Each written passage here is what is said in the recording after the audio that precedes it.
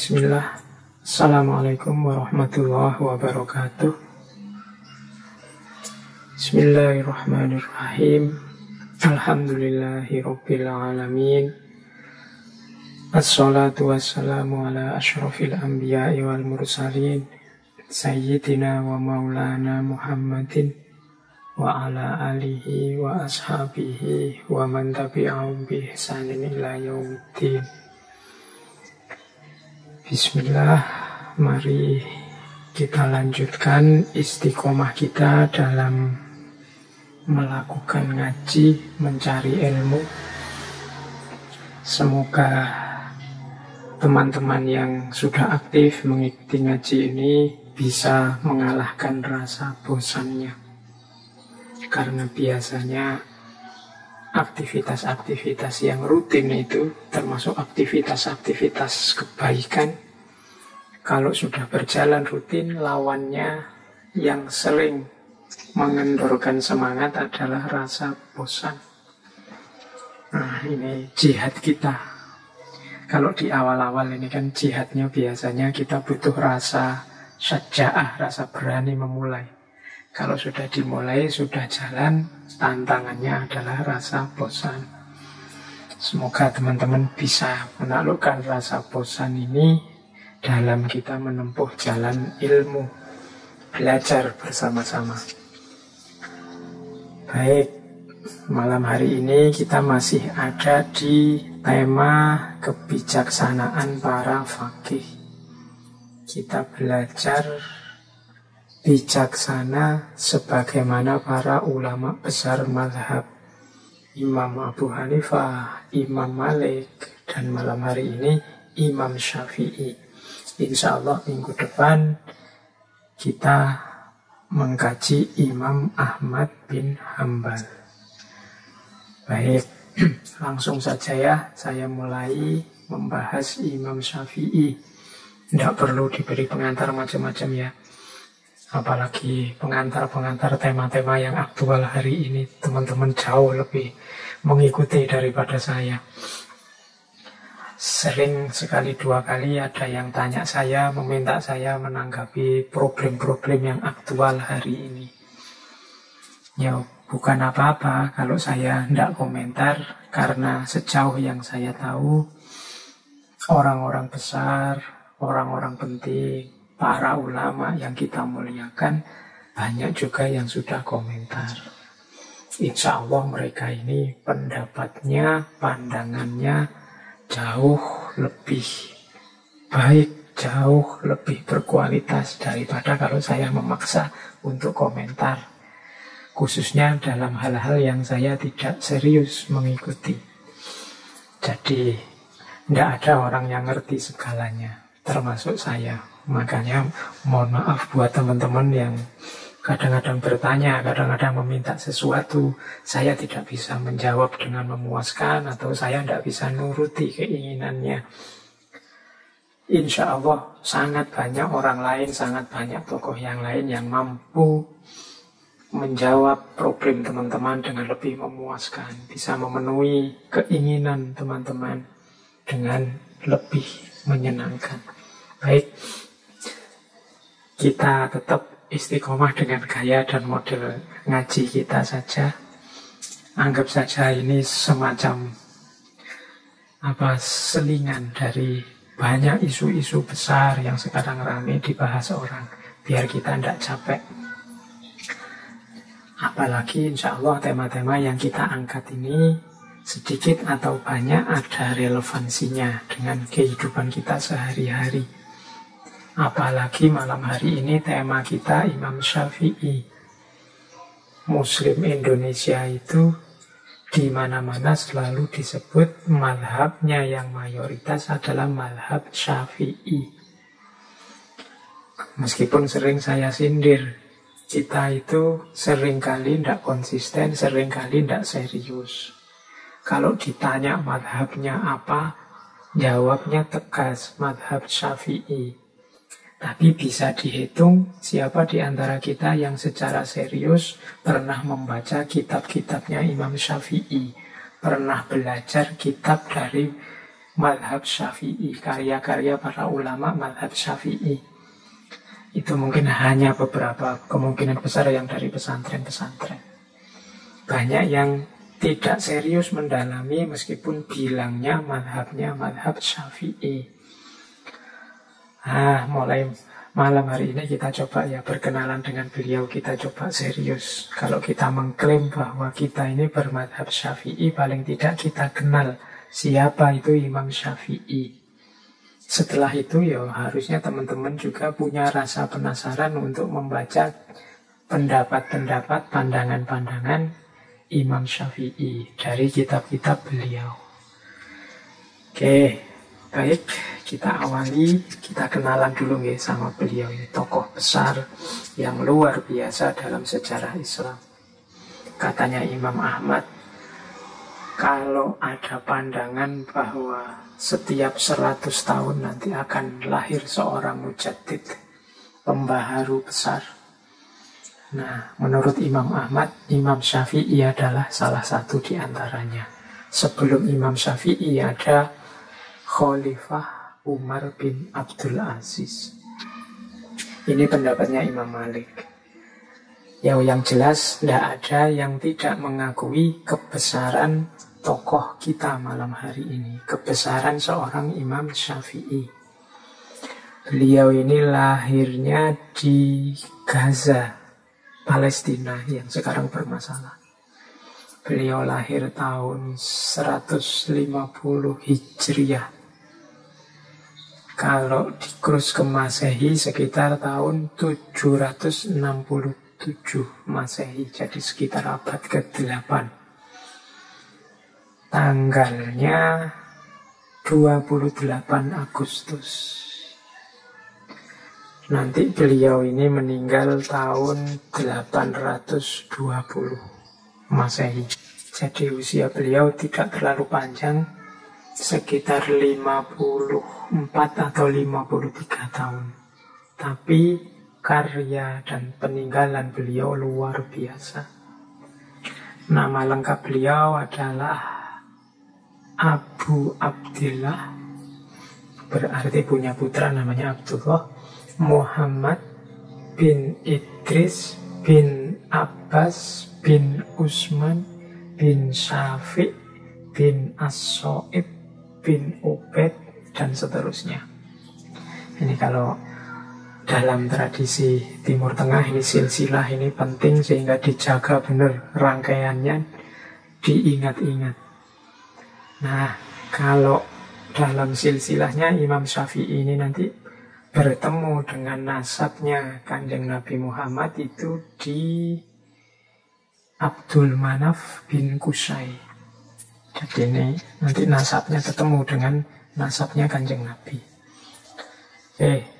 Imam Syafi'i ini yatim sejak usia 2 tahun. Dan nanti beliau dibesarkan dengan sangat serius, khususnya untuk menimba ilmu oleh ibunya. Ibunya Imam Syafi'i ini waktu mengandung bermimpi dari perut beliau keluar bintang. Yang bintang ini kemudian pecah dan memancarkan cahayanya ke banyak negeri. Nah, ini terus ada yang meramalkan bahwa putra beliau nanti akan jadi orang besar yang memberi banyak manfaat. Nah, ada kalimat yang terkenal sekali dari Imam Ghazali tentang masa kecil beliau. Beliau bilang begini, saya hafal Al-Quran usia 7 tahun dan hafal Al-Muwatta usia 10 tahun. Nah, bisa dibayangkan ya kecerdasan seorang Imam Syafi'i. Umur 7 tahun sudah hafal Quran, umur 10 tahun hafal kitabnya Imam Malik yang kita bahas minggu lalu, Al-Muwatta, yang isinya sekitar 1.700-an hadis. Nah, ini Imam Ghazali hafal pada usia 10 tahun. Ya, ini saja sudah menggambarkan bagaimana cerdasnya seorang Imam Ghazali. Nanti beliau ini juga belajar secara khusus bahasa Arab yang murni. Nanti beliau ini belajar ke Mekah, ke satu suku, yaitu namanya Bani Hudzail. Bani Hudzail ini suku yang terkenal kefasihannya dalam bahasa Arab. Dan di sanalah nanti Imam Ghazali berguru tentang bahasa Arab. Jadi Imam Ghazali ini dikenal suka sekali mengembara, mencari ilmu. Bahkan nanti beliau sangat menyarankan, apalagi yang muda-muda seperti teman-teman yang mungkin malam hari ini mengikuti kajian, untuk jangan diam saja di rumah. Keluarlah, khususnya dalam rangka mencari ilmu. Pikniklah yang jauh dalam rangka mencari ilmu. Imam Ghazali sendiri nanti banyak mengembara kemana-mana. Meskipun beliau lahirnya di daerah Gaza, Palestina, nanti beliau punya guru di Mekah yang terkenal sekali, yaitu Imam Muslim bin Khalid Az-Zanji. Ini seorang faqih besar, dan nanti dalam bimbingannya Imam Syafi'i ini diizinkan memberi fatwa pada usia 15 tahun. Setelah itu nanti Imam Syafi'i pindah berguru ke Imam Malik di Madinah. Setelah itu berguru lagi ke Imam Muhammad bin Hasan Asy-Syaibani. Ini salah satu muridnya Imam Hanafi di Irak. Nah, jadi beliau belajar berguru dari mazhab Maliki ke Imam Malik, langsung berguru juga ke Imam Hanafi melalui muridnya Imam Asy-Syaibani. Dan Imam Ghazali nanti dikenal sebagai seorang faqih yang menyatukan ahlul hadis dan ahlul ra'yi. Sebelum itu terjadi perdebatan-perdebatan, perselisihan pendapat antara dua madhab ini. Dan nanti Imam Syafi'i dikenal sebagai ulama yang menyatukan dua pendapat ini. Beliau juga nanti sempat ke Yaman untuk belajar pada Syekh Yahya bin Husain. Dan setelah itu beliau kembali lagi ke Irak. Nanti di akhir hidup beliau pindah ke Mesir. Di situ nanti terkenal ada istilah qaul qadim sama qaul jadid. Qaul qadim itu fatwa-fatwa Imam Syafi'i waktu beliau tinggal di Irak. Qaul jadid adalah fatwa-fatwa beliau waktu beliau sudah pindah ke Mesir. Di Irak nanti beliau punya banyak murid, misalnya termasuk Imam Ahmad. Di Mesir juga beliau punya banyak murid. Yang terkenal misalnya Al-Buwaiti atau Al-Muzani. Nah, ini gambaran ringkas profil intelektual seorang Imam Syafi'i. Karya-karya beliau sangat banyak. Yang paling populer, yang sering kita dengar biasanya dua. Yang pertama Ar-Risalah, bidang usul fikih, dan yang kedua Al-Um, untuk fatwa-fatwa fikihnya. Oke, kalau dari sisi profil fisik, ya ada yang bilang Imam Syafi'i ini ya tipikal orang Timur Tengah, tinggi, besar, tampan, suaranya merdu. Ada banyak riwayat kalau Imam Syafi'i sedang membaca Al-Quran, banyak orang yang menangis. Terus Imam Syafi'i ini orangnya sederhana, jadi berpakaiannya juga sederhana. Sering pakai sorban dengan gaya orang Badui, orang pedalaman. Dan beliau sukanya pakai boot, jadi sandalnya, sepatunya pakai boot. Oke, baik teman-teman, itu informasi-informasi biografis yang saya kira teman-teman juga sudah tahu bagi yang serius bermadhab Syafi'i. Kalau dari sisi fikih, menurut beliau ada 4 sumber istimbat hukum. Yang pertama Al-Quran, yang kedua Sunnah, yang ketiga Ijma', dan yang keempat Qiyas. Kalau ini sudah masyhur, teman-teman insya Allah sudah mengerti semua. Jadi untuk menetapkan hukum itu ya ranking awal 1 dan 2 semua madhab itu Al-Quran dan Sunnah. Berarti tidak ada yang tidak menggunakan Al-Quran dan Sunnah. Berarti Tidak perlu kita merasa kalau ikut madhab itu berarti meninggalkan Al-Quran dan Sunnah. Wong madhabnya sendiri rujukannya Al-Quran dan Sunnah. Baru kalau tidak ada di dua sumber itu, diambillah sumber yang ketiga, yaitu ijma. Ijma itu kesepakatan para ulama. Jadi kalau banyak ulama bersepakat di satu hukum, nah ini juga bisa jadi sumber hukum. Ya karena para ulama ini kan diasumsikan orang-orang yang sudah mumpuni keilmuannya, levelnya sudah mujtahid. Sehingga kalau banyak di antara mereka bersepakat tentang satu hukum, ya insya Allah itulah kebenaran.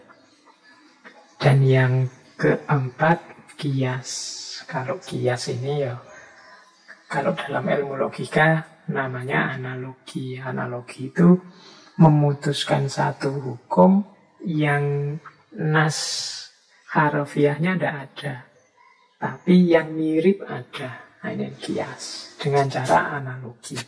Oke, nanti silahkan yang ingin memperdalam seperti apa konsep ijma, konsep kias dari mazhab Syafi'i, ya silahkan dikaji, dipelajari di kitab-kitab dari mazhab Syafi'i. Kemudian yang unik lagi dari Imam Syafi'i, beliau tadi sempat saya singgung sedikit, ada qaul qadim, ada qaul jadid. Qaul qadim waktu beliau ada di Irak, dan qaul jadid waktu beliau ada di Mesir. Ini menunjukkan bahwa Imam Syafi'i ini mujtahid yang bertanggung jawab. Imam Syafi'i ini mujtahid yang aktif, bukan mujtahid yang mandek. Karena mujtahid itu kan tugasnya berijtihad. Kalau berjumpa dengan situasi yang baru, atau ketemu dengan situasi yang berubah, atau ada dalil baru yang ditemukan, maka pendapatnya terus direvisi. Yang semacam ini justru menunjukkan, oh berarti beliau ini seorang yang aktif, seorang yang serius sebagai mujtahid, seorang yang bertanggung jawab, tidak kaku, tidak mandek, selalu mencari tambahan wawasan, selalu belajar lagi, sehingga mungkin menemukan dalil baru, menemukan situasi yang baru, atau menemukan perubahan-perubahan dari situasi yang lama, yang mana hukum yang lama ini tidak memadai lagi untuk situasi yang baru. Maka terus ada qaul jadid. Ya perlu dipertimbangkan juga Imam Syafi'i juga ketika berinteraksi dengan para ulama di Mesir juga mendapat banyak wawasan baru. Kemudian melihat situasi alamiah, situasi ilmiah, situasi sosial Mesir. Ini kan juga baru, tidak ada di Irak. Nah, dari sini terus ada qaul jadid, pendapat yang baru. Maka teman-teman yang belajar tentang pandangan-pandangannya Imam Syafi'i harus melihat sejauh mana pandangan-pandangan ini masuk kategori qaul qadim atau qaul jadid. Oke. Yang khas lagi dari Imam Syafi'i adalah satu cabang keilmuan, ilmu alat dalam dunia fikih yang nanti dikenal sebagai usul fikih. Imam Syafi'i ini sering disebut sebagai bapaknya ilmu usul fikih, khususnya dengan karya beliau yang judulnya Ar-Risalah. Jadi kitab ini oleh Imam Syafi'i disusun dengan beberapa pertimbangan. Yang pertama, ya semakin jauhnya jarak dengan kehidupan, dengan zaman Rasulullah. Semakin jauh jarak itu kan semakin berbeda situasinya. Semakin harus hati-hati dalam memutuskan hukumnya. Nah, ini maka perlu ada alat, perlu ada cara yang baku untuk istinbat hukum.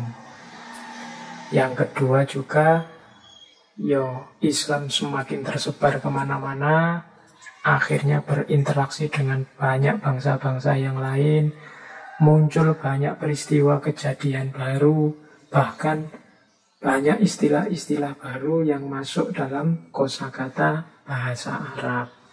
Nah ini juga nanti kalau tidak hati-hati, cara memahami nas, memahami teks bisa keliru. Karena banyak kecampur, banyak masuknya istilah-istilah baru. Yang dulu kata ini maknanya apa, kemudian kalau sudah interaksi macam-macam itu kan maknanya jadi macam-macam. Kayak kita di Jawa atau di Indonesia ini kan, dulu kata ini maknanya netral-netral saja, tapi sekarang maknanya, konotasinya jadi berubah ketika situasi berkembang. Nah ini butuh makanya satu alat yang standar, yang jelas untuk mengistinbat hukum. Kemudian juga yang paling terkenal ya lahirnya kitab Ar-Risalah ini dalam rangka menjembatani madhab Ahlul Ra'yi di Irak dan madhab Ahlul Hadis di Madinah. Dua madhab ini sering berselisih dalam pandangan. Nah, ini kitab yang kita kenal nanti dengan judul Ar-Risalah. Sekarang kita mulai masuk ke ranah hikmah. Bagaimana kebijaksanaan yang bisa kita ambil, hikmah-hikmah yang bisa kita ambil dari nasihat-nasihat, wasiat-wasiat, karya-karya Imam Syafi'i.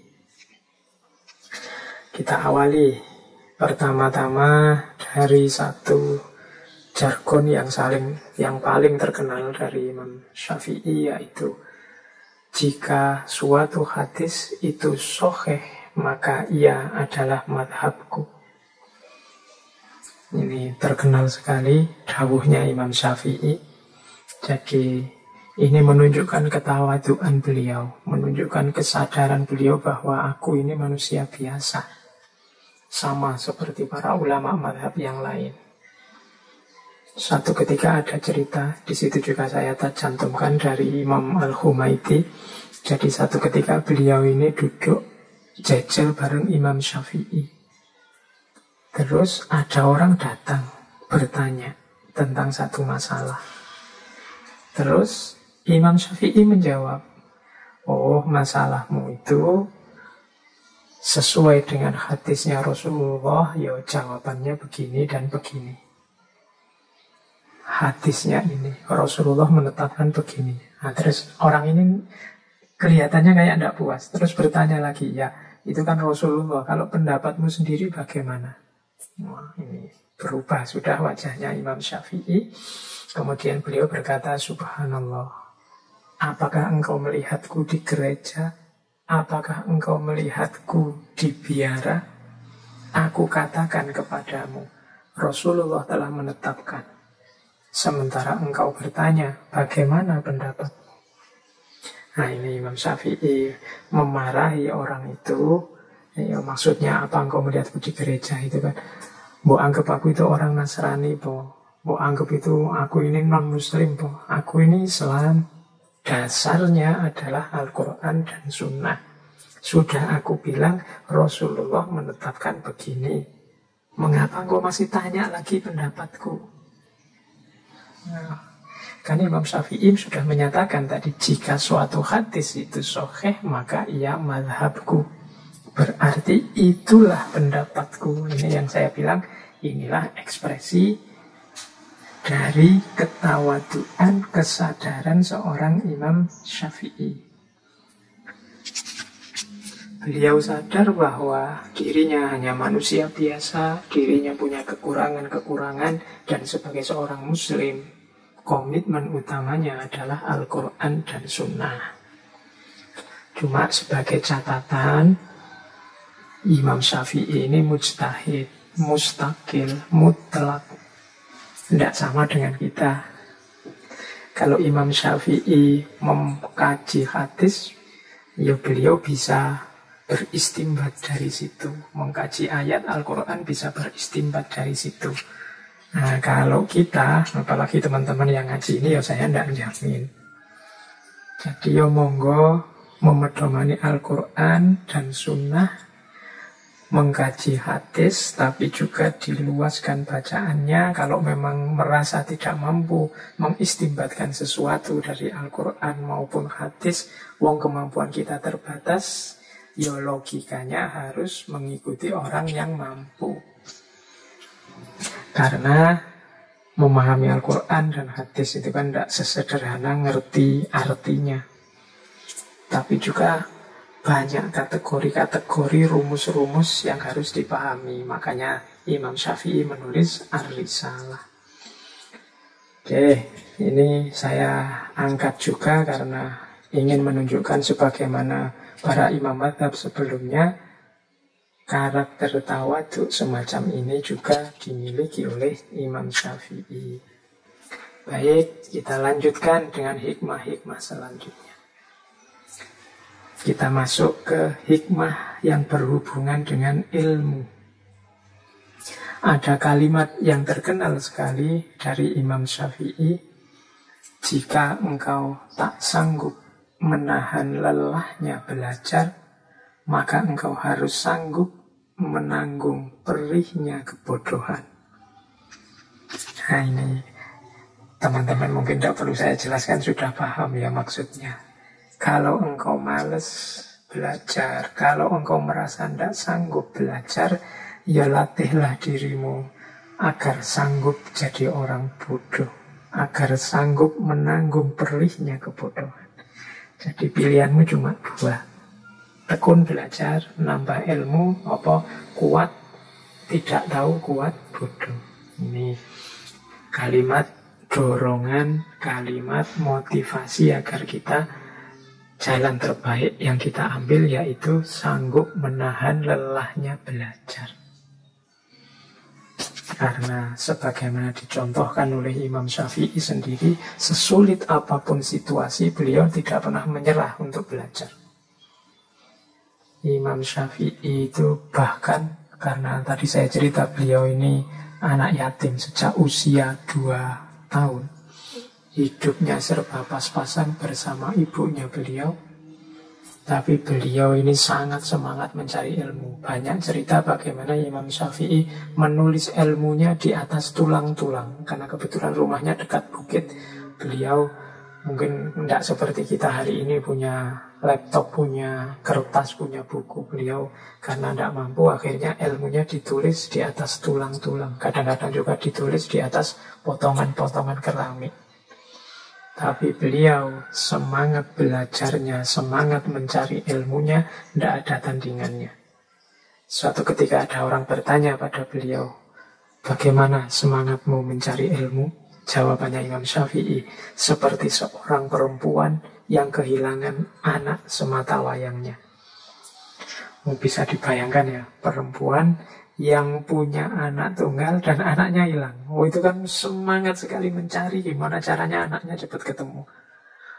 Itu berarti seperti itulah semangatnya Imam Syafi'i dalam mencari ilmu. Oh ini menurut saya teladan yang luar biasa, yang harusnya mendorong kita menggugah.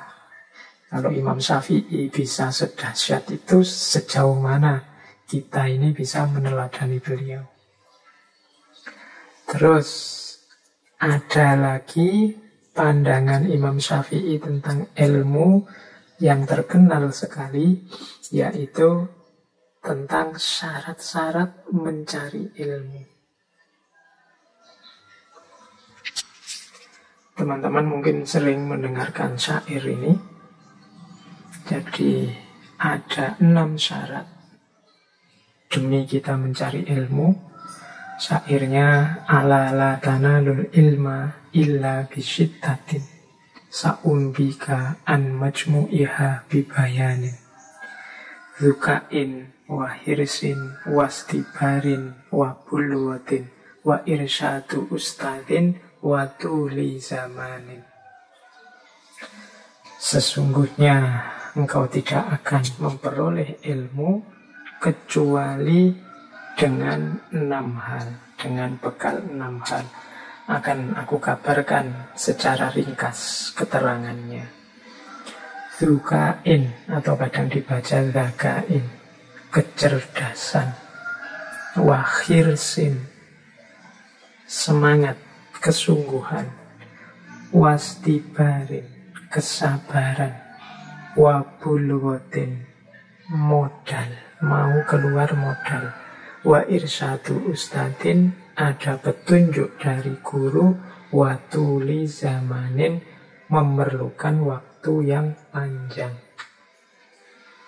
Nah, ini kunci bagi teman-teman semua untuk mencari ilmu.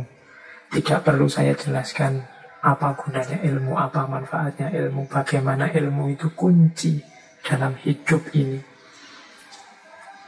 Insya Allah teman-teman sudah ngerti semua. Dan untuk memperoleh ilmu itu, kita harus menyiapkan diri kita. Kita harus mau menyediakan 6 modal, 6 hal. Yang pertama, kecerdasan. Jadi kita, saya menerjemahkan kecerdasan itu bukan level IQ, tapi kecerdasan di sini dalam arti mau berpikir. Jadi mencari ilmu itu harus mau memikir, mau menganalisis, mau menalar. Kemudian khirsin. Khirs itu semangat, sungguh-sungguh, ndak iseng, ndak asal. Tidak menganggap ilmu itu sesuatu yang kalau dapat nanti dianugerahi dapat dapat, kalau dianugerahi ndak dapat ndak dapat oleh Allah. Itu serahkan pada Allah, kita dapat apa tidak, tapi kita harus sungguh-sungguh semangat. Setelah itu wastibarin. Wastibarin ini sabar. Butuh kesabaran, tidak terburu-buru, tidak membaca kitab 1-2, berguru sekali 2 kali sudah merasa hebat, merasa besar, ingin menaklukkan yang lain. Butuh proses yang panjang. Wastibarin, harus sabar. Wabulwatin, perlu modal. Modal macam-macam, bisa modal harta, bisa modal tenaga, bisa modal waktu. Pokoknya bulughah itu modal. Intinya modal. Harus mau kehilangan sesuatu. Mungkin kehilangan uang untuk beli kertas, kehilangan uang untuk beli alat tulis, kehilangan waktu untuk bermain, kehilangan. Itu modal. Terus wa irsyadu ustadin, petunjuk guru. Jadi harus mau belajar dari orang yang lebih ngerti, harus minta petunjuk pada orang yang lebih tahu, lebih mendalami sebelumnya. Itu irsyadu ustadin. Dan watuli zamanin. Watuli zamanin ini waktu yang lama. Jadi ini hubungannya dengan sabar tadi. Butuh waktu. Jangan terburu-buru. Bahkan mencari ilmu itu disebut-sebut sampai ilal lahdi. Minal mahdi ilal lahdi, sampai meninggal. Berarti ini proses seumur hidup. Tidak sekedar tulus zaman itu waktu yang lama, tapi sepanjang zaman. Ini syaratnya mencari ilmu, berarti kita harus mau berpikir, kita harus sungguh-sungguh, kita harus belajar, sabar, kemudian mau berkorban, kemudian punya guru yang diikuti, dan ada durasi waktunya. Watuli zaman. Syair ini populer sekali. Insya Allah sebagian besar teman-teman yang mengikuti ngaji malam hari ini pernah mendengarkan syair ini. Saya lanjutkan lagi. Biasanya selain syair ini ada juga satu syair lagi yang dikenal sehubungan dengan belajar. Saya lanjutkan dengan syair selanjutnya, yaitu tentang penghalangnya orang belajar. Syair ini berisi pengaduan Imam Syafi'i kepada salah seorang gurunya, yaitu Imam Waqi'. Nama lengkap beliau Imam Waqi' bin Jarrah. Ini ulama yang dikenal hafalannya sangat kuat. Nah, Imam Syafi'i suatu ketika mengadu, syakautu ila waqi'in su'a khifli fa arsyadani ila tarkil ma'asi wa akhbaroni bi annal ilma nurun wa nurullahi la yuhda li asim. Ini bisa dilihat di kitab I'anatut Thalibin. Aku mengadu kepada Imam Waqi' tentang jeleknya hafalanku. Fa'arsyadani ila tarkil ma'asi. Maka beliau menunjukkan padaku untuk meninggalkan maksiat. Wa akhbaroni bi annal ilma nurun, dan mengabarkan padaku bahwasannya sesungguhnya ilmu itu adalah cahaya. Wa nurullahi la yuhda li asim, dan cahayanya Allah itu tidak diturunkan kepada seorang pelaku maksiat. Jadi Imam Syafi'i suatu ketika mengadu kepada gurunya, saya itu kok akhir-akhir ini susah sekali menghafal. Hafalan saya kok jadi jelek. Nah, ini jawaban gurunya Imam Waqi'. Yo, hendaknya engkau meninggalkan maksiat, karena maksiat itu kegelapan. Dan menyatakan bahwa kalau ilmu itu cahaya, ya cahaya tidak akan bisa masuk kalau terhalang oleh kegelapan. Ya kegelapan di sini maknanya maksiat. Jadi atas petunjuknya Imam Waqi', ini ada yang cerita selanjutnya bahwa Imam Syafi'i terus melakukan muhasabah dan akhirnya ketemulah penyakitnya. Jadi ada satu cerita, satu hari Imam Syafi'i ini secara tidak sengaja, jadi beliau ini sedang ada di luar di jalan, terus ada perempuan mau naik ke atas kendaraan. Nah ini secara tidak sengaja bajunya yang bawah tersingkap sedikit. Nah ini Imam Syafi'i pas melihat itu, ya meskipun langsung berpaling, langsung istighfar. Dan menurut Imam Syafi'i inilah yang mengganggu sehingga susah menghafalkan, ada maksiat. Meskipun tadinya menyaksikan aurat itu secara tidak sengaja. Nah, ini pelajaran bagi kita, ternyata mencari ilmu itu sifatnya tidak sekedar teknis, mekanis seperti mesin. Tapi di balik itu dibutuhkan juga diri yang bersih, wadah yang jernih, karena ilmu itu cahaya. Kalau mekanis, teknis itu ya logikanya ya saya baca, saya paham, saya hafalkan, saya ingat, logikanya sesederhana itu. Tapi kan tidak. Ada hal-hal lain yang perlu dipertimbangkan. Makanya seperti Imam Malik minggu lalu kan ya sebelum belajar ilmunya dibereskan dulu akhlak dan adabnya, dibersihkan dulu jiwanya. Karena ilmu itu tidak sekedar hafalan, tidak sekedar memasukkan pengetahuan, tapi dia adalah cahaya yang nantinya kita juga punya tanggung jawab untuk mencahayai sekeliling kita.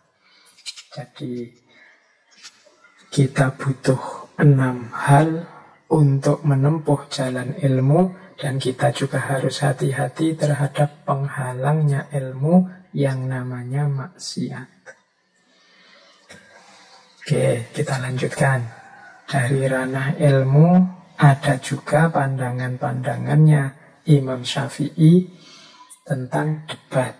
Jadi Imam Syafi'i termasuk ulama yang tidak suka debat yang sembarangan.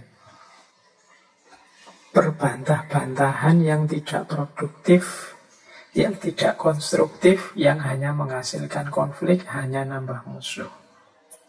Katanya Imam Syafi'i, termasuk menghinakan ilmu yaitu berbantah-bantahan dengan setiap orang yang membantahmu dan berdebat dengan setiap orang yang mendebatmu. Jadi bagi Imam Syafi'i ya tidak semua tantangan debat harus dilayani, tidak semua bantahan harus dijawab dengan bantahan. Nanti lahirnya berbantah-bantahan. Kadang-kadang kalau setiap kritik, setiap debat kita layani, hasilnya tidak produktif, bahkan malah menghinakan ilmu, menjatuhkan status ilmu, membuat orang kadang-kadang yang dikejar hanya menangnya saja. Kalau sudah menangnya saja, benar dan baiknya tidak jadi fokus lagi. Saya tidak tahu, pernah tidak teman-teman diskusi atau debat, saking semangatnya biar menang, terus mengajukan segala cara biar menang. Mungkin sedikit-sedikit ditambahi bohong, sedikit-sedikit ditambahi sumpah, sedikit-sedikit ditambahi pelintiran-pelintiran data, dan lain sebagainya. Ini tidak saja dosa dari bohongnya, dosa dari pelintirannya, tapi juga dosa karena kita menghinakan ilmu. Jadi menghinakan ilmu itu memposisikan ilmu sebagai rendah karena kita lebih menomorsatukan kemenangan kita dalam berdebat, dalam berbantahan. Makanya harus hati-hati. Kalau pakai kalimatnya Al-Quran, berdebat itu kan ditambahi garis bawah billati hiya ahsan. Harus dengan baik. Karena kalau tidak hati-hati, ya mungkin kalian menang berdebat, mungkin kalian menang dalam berbantahan, tapi yang kalian dapat hanya dosa dan kehinaan karena kalian menghinakan ilmu. Jadi Imam Syafi'i menyarankan ya tidak semua yang mengajakmu berdebat harus dilayani, harus dilateni. Ikuti dan lakukan debat yang baik, debat yang produktif. Selanjutnya Imam Syafi'i juga menyatakan, aku tidak pernah berdialog dengan seseorang dengan tujuan aku lebih senang jika ia berpendapat salah. Jadi kalau kita memang harus berbantahan, berdebat, berdialog dengan orang, fokus dan tujuannya tetap hanya kebenaran dan ridhonya Allah, bukan menang kalah. Di kalimatnya Imam Syafi'i yang terakhir ini kan banyak orang debat yang tujuannya biar aku menang dan aku senang kalau lawanku ternyata salah. Aku senang kalau musuhku berpendapat salah. Jadi gembira di atas salahnya orang lain, gembira di atas kekeliruannya orang lain. Nah ini diingatkan oleh Imam Syafi'i karena beliau sendiri tidak pernah berdialog dengan visi, dengan misi semacam itu.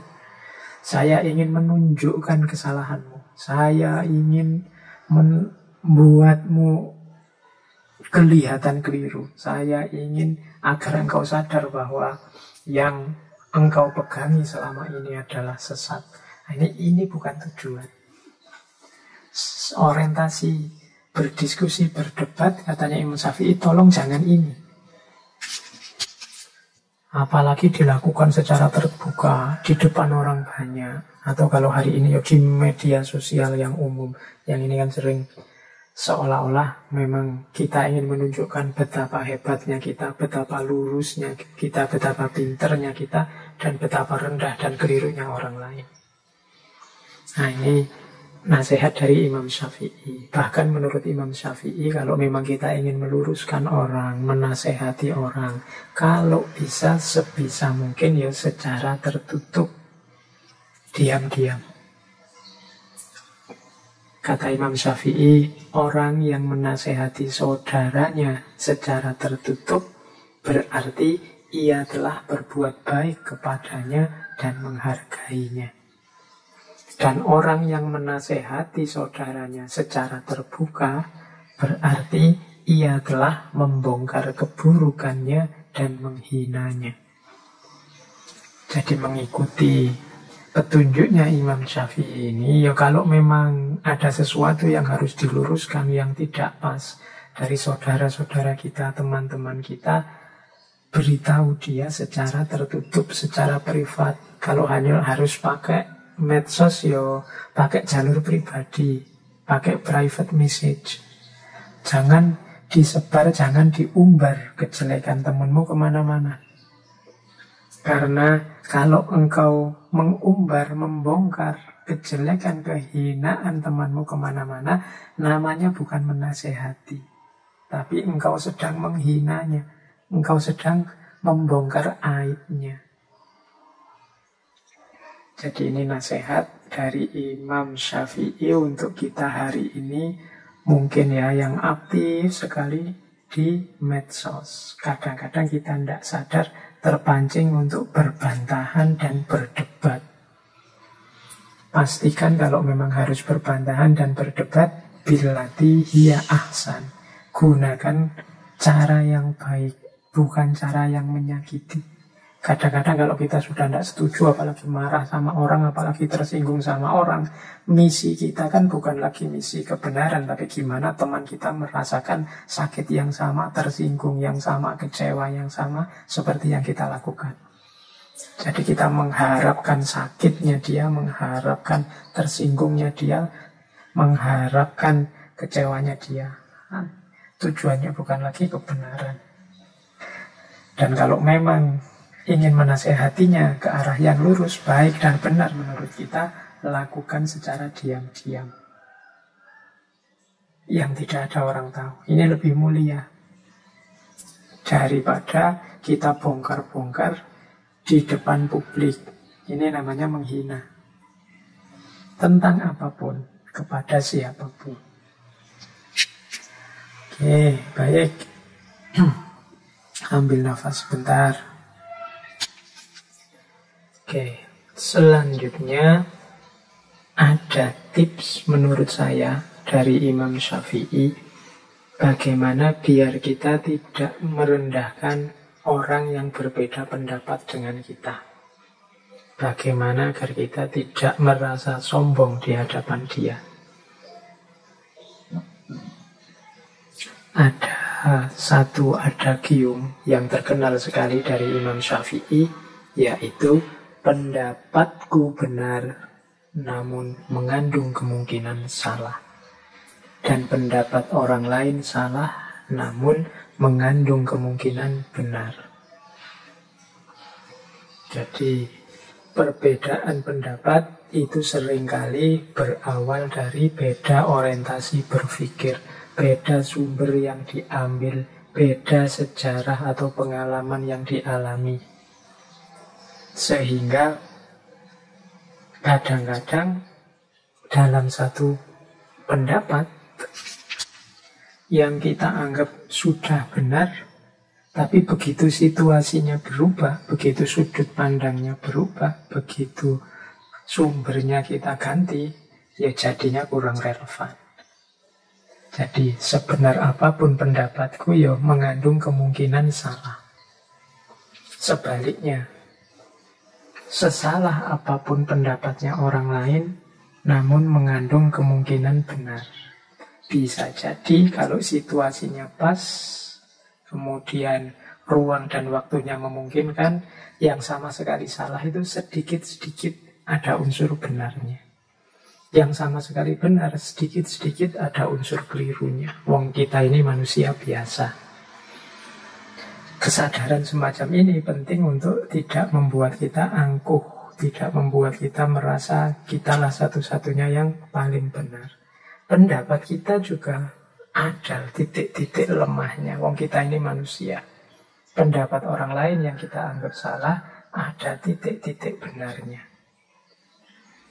Ya teman-teman bolehlah mulai mendeteksi misalnya acara-acara di TV yang dalam bentuk debat, dalam bentuk dialog yang kelihatan kontras sekali pendapatnya. Itu kan kalau kita mau jujur, setiap pendapat itu ada unsur benarnya, ada unsur salahnya. Dalam hal tertentu baik dan benar, tapi dalam hal tertentu juga tidak relevan, tidak cocok, tidak sesuai. Nah ini menurut saya tips yang penting dari Imam Syafi'i agar kita tidak mentang-mentang. Pendapatku benar, saya yakin pendapatku ini benar, makanya aku ambil yang ini, aku pedomani yang ini, aku yakini yang ini. Tapi aku ini manusia biasa. ada titik-titik salahnya, ada titik-titik lemah dan kelirunya. Maka pendapatku benar, tapi mungkin juga ada unsur-unsurnya yang salah. Pendapatnya orang lain salah, tapi sangat mungkin juga dalam hal tertentu, di titik tertentu, dengan sudut pandang tertentu, pendapat itu ada benarnya juga. Nah, jadi ini nasihat-nasihat yang berkaitan dengan ilmu. Ini kalau kita urut dari depan tadi yang tentang ilmu, kita ulang lagi ya. Jadi yang pertama, ayo serius belajar. Kalau tidak kita akan menanggung perihnya kebodohan. Kemudian kalau kita belajar harus siap menyiapkan 6 bekal. Kecerdasan, kesungguhan, kesabaran, modal, guru, dan juga waktu. Kemudian bersihkan diri, karena maksiat menghalangi masuknya ilmu. Nah, kalau tadi yang 6 tadi bekalnya, yang maksiat ini penghalangnya yang harus dihindari. Terus kalau memang harus diskusi, berdialog, berdebat, lakukan dengan baik. Jangan sekedar berbantah untuk mencari kemenangan dan menjatuhkan pendapat lawan. Kalau memang harus menasehati yang berhubungan dengan aibnya saudaramu, nasehatilah secara tertutup. Biar nasihat tidak berubah jadi penghinaan, tidak berubah jadi pembongkaran aib. Kemudian yang terakhir dalam ranah ilmu, yakinilah bahwa pendapatmu yang benar, makanya engkau harus yakin, tapi juga sadarilah dalam pendapatmu sangat mungkin ada kemungkinan-kemungkinan keliru. Engkau pasti juga yakin pendapatnya orang lain itu salah, tapi siapa tahu ada titik-titik tertentu dalam pendapat orang lain itu yang benar. Oke, jadi ini hikmah di ranah ilmu. Kita lanjutkan sekarang hikmah di ranah sosial, hubungan dengan orang lain. Ada beberapa wasiat dan nasihat dari Imam Syafi'i yang menurut saya penting dalam rangka berhubungan dengan manusia yang lain. Ini semoga yang saya pilih ini hal-hal yang relevan untuk hidup kita hari ini. Ini kan hari-hari ini kita mulai agak panas, agak sering tabrakan, konflik pikiran, apalagi di medsos itu kencengnya luar biasa. Semoga tidak merantak, semoga tidak meluas ke ranah real. Biarlah dunia maya saja yang ramai, dunia nyata kita dunia yang damai, yang rahmatan lil alamin. Oke, ada beberapa tips dari Imam Syafi'i sehubungan dengan hal ini. Hubungan dengan manusia yang baik. Katanya Imam Syafi'i, siapa yang menginginkan husnul khotimah di penghujung umurnya, hendaklah ia berprasangka baik kepada manusia. Husnudzon. Nah, ini jadi kunci hidup tentram. Ya kalau hidup kita tentram kan husnul khotimah. Jadi kuncinya ternyata husnudzon, prasangka baik kepada orang lain. Saya tidak tahu hari ini situasi dunia kontemporer itu sering menyeret kita untuk berprasangka buruk pada orang lain. Di luar rumah kita lebih sering merasa tidak aman dan tidak nyaman dari hadirnya orang lain. Ini membuat hidup kita tidak tentram. Maka katanya Imam Syafi'i, prasangka baik itu jadi kuncinya husnul khotimah. Kadang-kadang kita melihat teman kita melakukan apa gitu kan, ya itu sebenarnya yang dia lakukan itu biasa. Tapi kan nilainya jadi positif apa negatif kadang-kadang tergantung prasangka kita. Ada temenmu tiba-tiba pagi-pagi dengan begitu rajinnya bersih-bersih kamar, bersih-bersih kos-kosan. Loh ini kan sebenarnya hakikat perbuatannya baik, tapi kadang-kadang pikiran kita itu membunyikannya secara berbeda. Orang yang perspektifnya suudzon, ya mungkin alah cari muka, alah ada pamrihnya itu, alah hati-hati saja, mungkin dia ingin ngelirik-ngelirik di kamar-kamar kita ada apa dan seterusnya. Ini namanya prasangka buruk. Bahkan tindakan yang baik sekalipun, ya kalau pikiran kita suudzon, ya kita bunyikan dia jadi jelek. Jadi suudzon itu kan menggunakan kacamata buruk, sehingga apapun akan kelihatan buruk, bahkan yang baik-baik. Ada temanmu tiba-tiba rajin ke masjid, ya engkau melihatnya ala pencitraan, ala itu tobat yang terlambat itu, ala macam-macam. Jadi begitu kacamata yang kita pakai adalah kacamata kebencian, kacamata suudzon, maka apapun yang terlihat akan berbunyi buruk dan layak kita benci. Tapi kalau kita balik, kacamata yang kita pakai adalah kacamata kasih sayang, kacamata rahmat, maka apapun yang kita lihat akan membuahkan cinta, kasih sayang, dan ketentraman. Sehingga katanya Imam Syafi'i, kalau ingin husnul khotimah, ya hidupkan lagi prasangka yang baik. Terus yang kedua, berapa banyak orang telah berbuat kebajikan kepadamu yang membuatmu terbelenggu dengannya. Dan berapa banyak orang yang memperlakukanmu dengan kasar dan ia memberi kebebasan kepadamu. Nah ini kan kita itu seringkali baper nunggu orang berbuat baik selalu pada kita. Begitu ada orang melakukan hal yang kita tidak suka, yang kita anggap tidak baik, maka naiklah emosi kita, tersinggunglah kita. Dan kita melihat dari hal itu tidak ada manfaatnya sama sekali. Jangan lupa katanya Imam Syafi'i, justru seringkali dalam kebaikan yang dilakukan orang lain padamu itu ada belenggu. Sementara dalam kekasaran, dalam kejahatan atau keburukan yang dilakukan orang lain padamu, di situ ada kebebasan. Maksudnya apa? Ya ini logikanya. Kalau ada orang berbuat baik pada kita, kan detik itu juga kita dituntut juga untuk melakukan hal yang baik yang sama, untuk melakukan kebajikan yang setara. Kita tidak boleh menyakiti dia, kita tidak boleh melakukan hal-hal yang membuatnya tidak berkenan.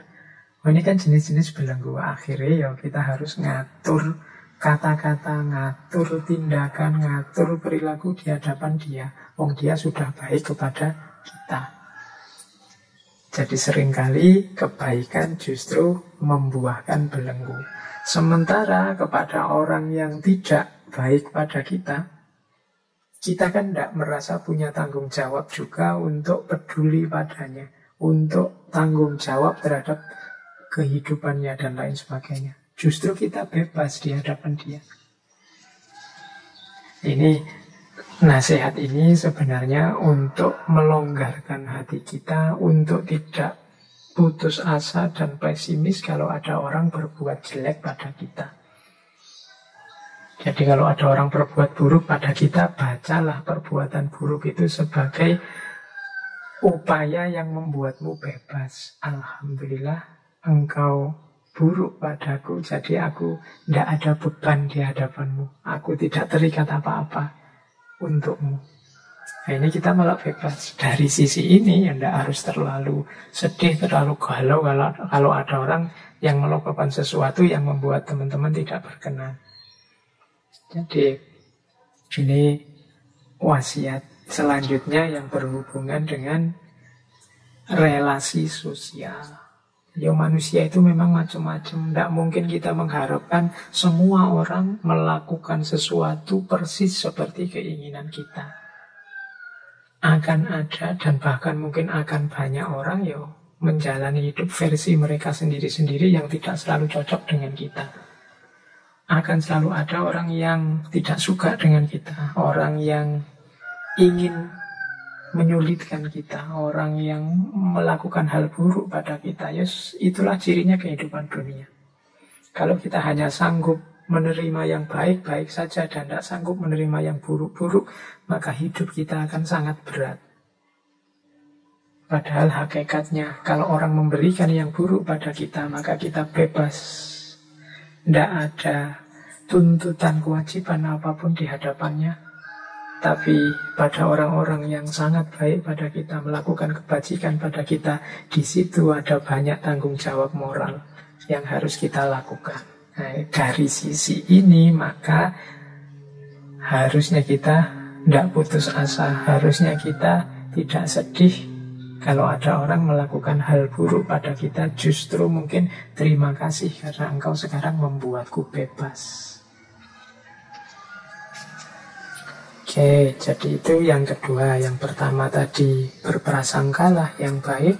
Yang kedua, luaskan hatimu, jangan hanya mau menerima yang baik-baik, tapi juga maklumilah yang buruk-buruk, karena justru yang buruk itu seringkali memberikanmu kebebasan. Yang ketiga, sebesar-besar aib adalah engkau mengira keburukan orang lain, sedangkan keburukan itu sendiri terdapat dalam dirimu. Ini bagi Imam Syafi'i, ini mbahnya perilaku yang buruk. Manusia itu memang makhluk khotok wan nisyan, kadang-kadang terpeleset melakukan yang buruk. Tapi yang lebih buruk dari itu apa? Menganggap orang lain buruk. Padahal keburukan yang sama ada dalam dirinya sendiri. Melarang orang mencaci maki, tapi dia sendiri melakukan caci maki. Nah, ini mengira keburukan di orang lain, padahal dalam dirinya sendiri juga subur. Mencela orang lain yang tidak menepati janji, padahal dia sendiri sering tidak menepati janji. Kecewa kalau ada orang tidak tepat waktu, padahal dia sendiri sering tidak tepat waktu. Nah, ini katanya Imam Syafi'i sebesar-besar aib. Hati-hati. Oh, ini kalau kita menasehati orang untuk tidak melakukan keburukan, padahal keburukan itu kita lakukan juga, ya. Selain nasihat kita tidak akan masuk pada orang itu, kita sebenarnya juga sedang menghinakan diri kita sendiri. Jadi nasihatnya Imam Syafi'i ini adalah kita harus introspeksi sebelum mengingatkan orang lain, sebelum menegur orang lain, sebelum melaporkan orang lain. Tidakkah keburukan yang sama ada dalam diri kita atau pernah kita lakukan? Kalau memang ada, ya kita bersihkan dulu. Karena lebih penting bersih-bersih rumah sendiri daripada rumah tetangga. Kalau rumahnya sendiri kotor, ya kita tidak akan sehat. Oke, demikian juga hubungan dengan orang lain. Kalau kita berminat sekali membuat orang lain bersih, orang lain santun, orang lain berakhlak, orang lain beradab, ya pertama-tama kita introspeksi apakah kita sendiri sudah santun, sudah beradab, sudah berakhlak. Kalau sudah, ya monggo. Wa tawasau bil haqqi wa tawasau bis sabr. Saling menasehati tentang kebenaran dengan kesabaran. Jadi ini rumus-rumus berhadapan dengan orang lain. Terus ada lagi nasihat penting dari Imam Syafi'i, yaitu terlalu keras dan menutup diri terhadap orang lain akan mendatangkan musuh, dan terlalu terbuka juga akan mendatangkan kawan yang tidak baik. Maka posisikan dirimu di antara keduanya. Ini Imam Syafi'i menasehati kita untuk jadi orang jangan terlalu tertutup, juga jangan terlalu terbuka. Kalau kita terlalu tertutup, ya orang susah memahami kita, bahkan mungkin muncul fitnah-fitnah. Makanya Imam Syafi'i menyebut, ya akan mendatangkan musuh. Tapi kalau kita terlalu terbuka, apa saja diungkap ke publik, diceritakan ke orang banyak, kemudian siapa saja juga dipergauli, ya pada akhirnya kalau tidak hati-hati kita akan dapat kawan yang tidak baik. Jadi yang bagus apa? Ya di antara keduanya. Jangan terlalu tertutup, juga jangan terlalu terbuka. Terlalu tertutup, tidak punya teman sama sekali, mendatangkan musuh. Terlalu terbuka, siapa saja dijadikan teman, ya akan mendatangkan teman yang jelek juga ikut masuk. Jadi selektif. Terbuka, tapi ya tidak semua orang bisa masuk. Kita sendiri yang milih, yang menyeleksi. Baik, nah kita lanjutkan. Ini menurut saya yang lebih penting untuk era medsos ini. Era digital yang luar biasa, yang harusnya memudahkan kehidupan kita, ternyata dalam banyak hal kecanggihan IT justru merepotkan, menambah rumit hidup kita. Ya meskipun tidak mungkin progres itu disusutkan. Sekarang tidak pakai digital lagi, tidak pakai IT lagi, ya itu tidak mungkin. Tapi kuncinya memang di kita sebagai penggunanya, sebagai pemanfaatnya. Sejauh mana kita menggunakan itu untuk hal-hal yang manfaat dan maslahat. Nah, ini nasihat-nasihat dari Imam Syafi'i menghadapi orang bodoh. Ini istilahnya mungkin agak keras ya. Saya mendefinisikan orang bodoh itu bukan orang yang IQ-nya rendah, tapi orang bodoh itu orang yang tidak mau belajar. Jadi orang yang tidak mau, orang yang tertutup, tidak mau diberitahu. Diberitahu saja tidak mau, apalagi belajar sendiri. Nah, ini orang-orang ini bahaya. Apalagi kalau orang-orang ini orang yang merasa bahwa dirinya sudah tahu, dirinya sudah pinter, dirinya sudah benar, sudah baik. Nah, ini lebih gawat lagi. Nah, Imam Syafi'i memberi beberapa tips menghadapi orang semacam ini. Yang pertama, kata Imam Syafi'i, janganlah engkau menyampaikan pendapat kepada orang yang tidak menghendakinya. Engkau tidak akan mendapat pujian, pendapatmu pun tidak akan berguna.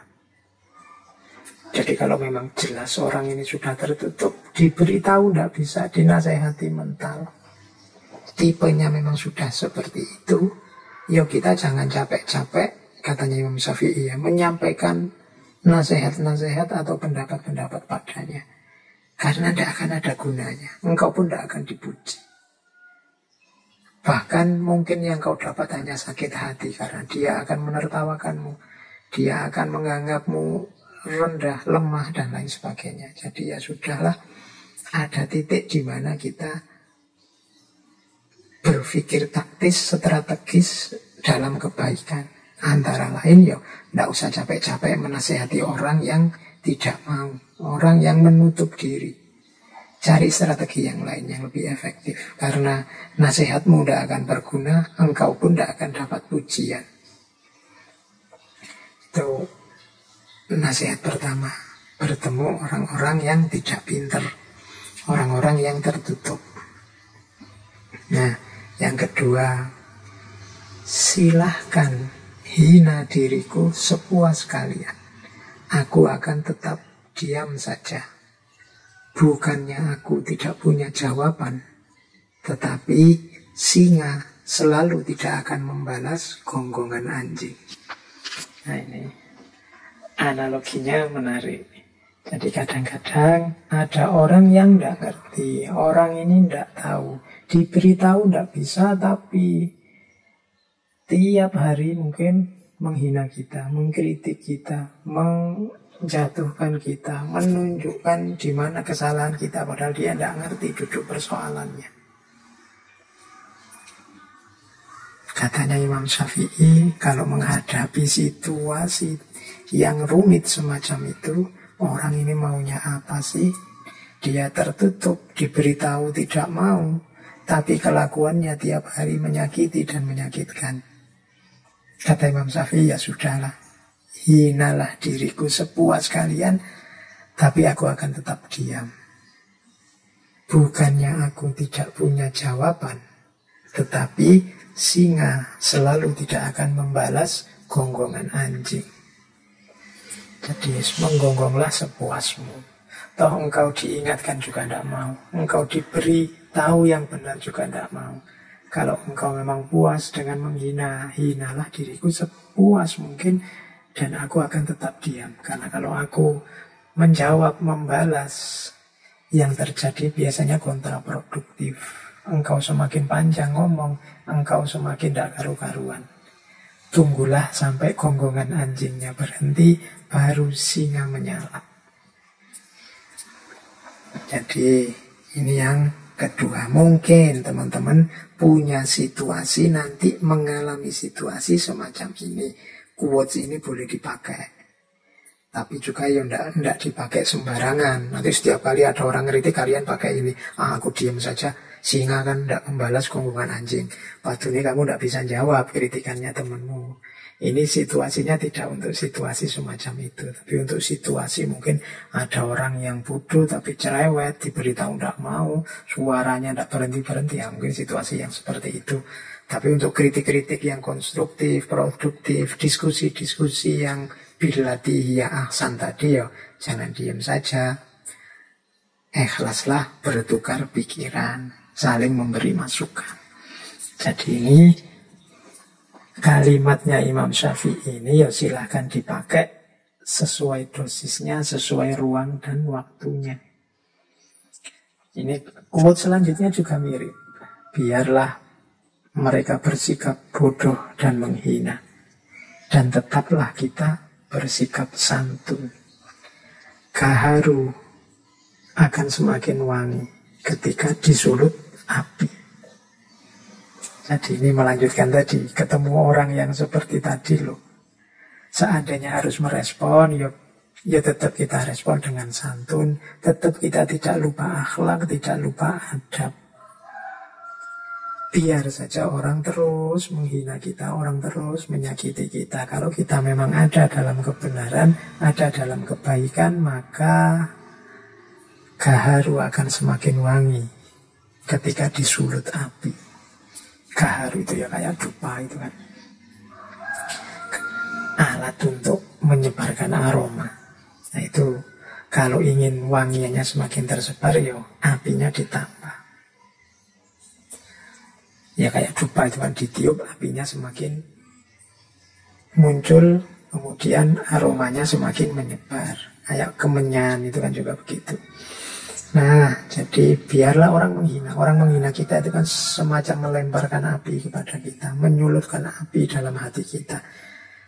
Tapi tidak usah khawatir karena kita jenisnya gaharu. Semakin diberi api, kita semakin memberikan aroma wewangian.